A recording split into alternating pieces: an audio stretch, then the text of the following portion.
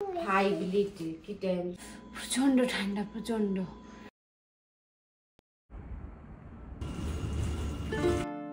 নমস্কার, সবাই কেমন আছেন? আমি সোমা, কানাডা কথার আরেকটি নতুন ভিডিওতে আপনাদের সবাইকে স্বাগত। আজকের ভিডিওটা আমি সকাল থেকে শুরু করলাম। এটা ছিল 29শে ডিসেম্বর শুক্রবার, এই মরশুমের সবথেকে শীতলতম দিন। জানেন তো, এখানে আমরা সকালে প্রত্যেক দিন ঘুম থেকে উঠে আগে ফোনের ওয়েদার রিপোর্টটা চেক করে নিই, কারণ সেই মতন প্রিপারেশন নিতে হবে। তো এখানে টেম্পারেচার প্রত্যেক দিনই চেঞ্জ হয়। 29শে নভেম্বর টেম্পারেচার দেখে আমি তো অবাক হয়ে গিয়েছিলাম। টেম্পারেচার দেখাচ্ছে -38, তার সাথে এক্সট্রিম কোল্ড ওয়ার্নিং। আগের দিন অবধি টেম্পারেচার তো -20 থেকে -30-র মধ্যেই ঘোরাঘুরি করছিল। আবার জানেন, এখানে দুটো টেম্পারেচার, একটা নর্মাল টেম্পারেচার আর একটা ফিলস লাইক। তবে ফিলস লাইকটাই অ্যাকচুয়াল টেম্পারেচার। আর এই প্রচণ্ড কঠিন ঠান্ডাতে বাইরে বেরোতে হলে কি কি ড্রেস আপ করতে হয় চলুন আপনাদেরকে দেখাই। সিহানের তো ওই দিন স্কুল ছিল, দেখুন আমি কতগুলো ড্রেস নিয়েছি ওকে পরানোর জন্য। প্রথমে একটা শর্টস প্যান্ট আর শর্টস গেঞ্জি ওকে পরিয়ে দিলাম, তারপর উপর নিচে থার্মাল প্যান্ট আর থার্মালের টপটা পরিয়ে দিলাম। তার উপরে ও উপরে পরবে একটা জামা, তার উপর একটা সোয়েটার, আর নিচেও সেম থার্মালের নিচে একটা মোটা প্যান্ট পরবে। যেহেতু আজকে স্নোফল নেই, তাই জন্য আর স্নো প্যান্টটা পরবে না।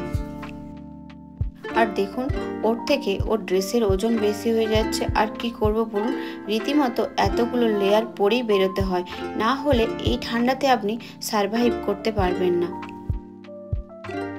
পায়েতেও সেম দুটো মোজা পরাতে হয়, হাতে দুটো হ্যান্ড গ্লাভস পরাতে হয়, তার সাথে মাঙ্কি ক্যাপ আর গলায় মাফলার, আর সবশেষে -30-র জ্যাকেটটা, আর তার সঙ্গে তো জুতো আছেই। এত কিছু পরে ওকে বেরোতে হয়। আর আপনাদেরকে সামনে আর একটা ভিডিওতে দেখাবো আমরা কোথাও বাইরে গেলে আমরাও কিভাবে ড্রেস আপ হই, বা আমরাও কি এতগুলো লেয়ার পরে বেরোই। সেই ভিডিও নিয়ে আপনাদের সাথে আসবো। আর বাইরে যতই ঠান্ডা হোক, ঘরের মধ্যে তো আমরা এত জ্যাকেট সোয়েটার পরে বসে থাকি না, তো ঘরের মধ্যে আমরা কিভাবে থাকি, তো সামনের ভিডিওতে আপনাদেরকে সেগুলো সব দেখাবো।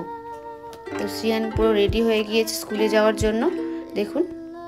তো ঠাকুরের প্রণাম করে নিচ্ছে, ওটাও রোজগারের কাজ।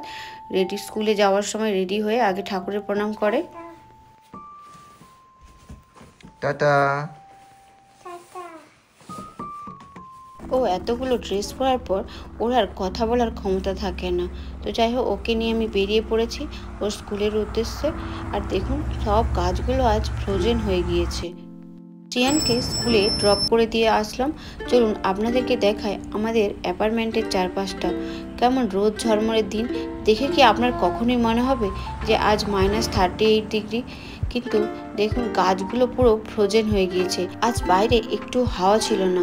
যদি আজ হাওয়া থাকতো তাহলে টেম্পারেচার -50 হয়ে যেতই। তো বাড়ি এসে আগে আমি প্রথম হিটারটা অন করে নিয়ে, আজকে টেম্পারেচার -37। সিয়ানকে স্কুলে দিয়ে এসেছি, কিন্তু এত ঠান্ডা হাতগুলো পুরো অবশ হয়ে গেছে। দেখুন, লাল হয়ে গেছে। নাকটা মনে হচ্ছে লাল হয়ে গেছে। এই নাকটার হাতগুলোই বস নেই। একটু গ্যাস জ্বালিয়ে আমি সেঁকে নিচ্ছি। প্রচণ্ড ঠান্ডায় মোটা চলে বাসে ছেড়ে দিয়ে এসেছি। প্রচণ্ড ঠান্ডা, প্রচণ্ড। ঘরের মধ্যে কিছু বোঝা যাচ্ছে না, তাই বাইরে 2 মিনিটে একদম ঠান্ডা হয়ে যাচ্ছে। শ্রিয়ানকে আবার স্কুল থেকে নিতে বেরিয়ে পড়লাম। তো শ্রিয়ানের স্কুলের পাশে একটা লাইব্রেরি আছে। তো লাইব্রেরির পাশে এই পার্কটা দেখুন, পুরো আইস স্নোতে পুরো ভরে গিয়েছে।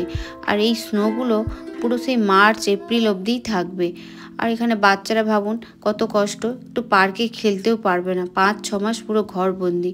ওই ইনডোর কিছু অ্যাক্টিভিটি আছে বা ইনডোর কিছু পার্ক আছে, সেখানেই খেলতে পারবে। আর চারিদিকে দেখুন শুধু স্নো স্নো স্নো। আর সামনে দেখুন, ওটাও আরেকটা লেক। তো এখানে জানেন, এখানে প্রচুর ক্যানাডিয়ান গুজ থাকতো গরমকালটাতে, কিন্তু ওরাও সব এখন এই ঠান্ডার জন্য মাইগ্রেট হয়ে চলে গিয়েছে। বাস স্ট্যান্ডে চলে এসেছি বাস ধরার জন্য। এত কনকনে ঠান্ডা, আমরা মা ছেলে দুজনেই যেন ডিপ ফ্রিজের মতন ঠান্ডা হয়ে যাচ্ছি। 5 মিনিট আর বাসের জন্য ওয়েট করতে পারছি না।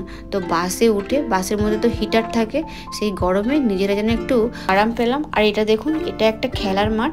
গরমকালে এখানে প্রচুর আউটডোর অ্যাক্টিভিটি হয়, কিন্তু দেখুন এখন যেন মনে হচ্ছে বরফের সমুদ্র। 6 মাস এই বরফেই ঢাকা থাকবে। আর ভাবুন আমরা যাদের গাড়ি নেই, বাস আর উবেরই ভরসা। এই পার্কে বাচ্চা থেকে বুড়ো সবাই আসতো, অনেক বড় পার্ক তো, আর আমরাও আসতাম। আর এই বাড়িগুলো দেখুন, এইগুলো পুরো বরফে ঢেকে গিয়েছে। আর জানেন এই বাড়ির এন্ট্রান্সটা আপনাকে 24 বা 48 ঘন্টা, আমি ঠিক জানা নেই, তবে তার মধ্যে আপনাকে বাড়ির এন্ট্রান্সটা ক্লিন করে নিতে হবে। তো দেখুন, আর এই রাস্তাগুলো সেগুলো তো গভর্নমেন্ট থেকে পরিষ্কার করা হয়।